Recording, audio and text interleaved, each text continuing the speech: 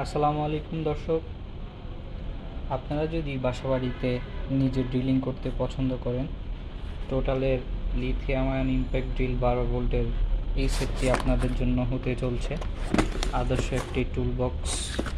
কারণ এটিতে আপনি সব ড্রিল বিট একসাথে পেয়ে যাবেন, দেখতেই পাচ্ছেন এখানে এগুলো স্ক্রু বিটস সবগুলা। আর এটি হচ্ছে ছোট নাট খোলার জন্য, আর এগুলো হচ্ছে লং এক্সটেনশন বার স্ক্রুড্রাইভার বিট সেট। আর এগুলো হচ্ছে ড্রিল বিট, এটি হচ্ছে স্টিল ফুটা করার জন্য ড্রিল বিট। তো এরকম আরও একটি বক্স দেওয়া থাকবে এটির সাথে।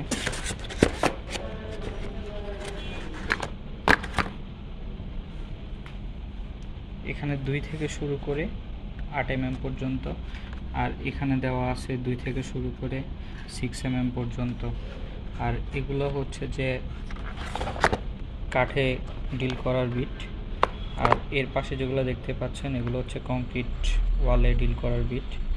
তো এটি মূলত হচ্ছে যে 3টি ফাংশন দেওয়া থাকবে এই ড্রিলটাতে, একটি হ্যামার ফাংশন, একটি ড্রিল ফাংশন, আর একটি হচ্ছে স্ক্রু ফাংশন। তো হ্যামার ফাংশনটা কী কাজে ইউজ করা লাগবে সেটি হচ্ছে যখন আপনি কংক্রিট ওয়ালে অথবা ব্রিক ছিদ্র করবেন তখন আপনি হ্যামার ফাংশনটা সেট করে দিবেন। আর যখন কোনো স্ক্রু খোলা লাগবে তখন স্ক্রু ফাংশনে সেট করে দিবেন। আর নর্মাল ডিল কাঠে অথবা প্লাস্টিকের উপর ডিল করতে চাইলে এই সেটটাতে সেট করে দিলেই হবে। এটির টর্ক গিয়ার হচ্ছে যে 18 পর্যন্ত।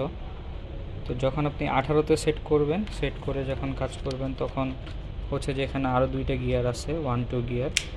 2তে দিলে আপনি হাইস্ট আরপিএমটাই পাবেন।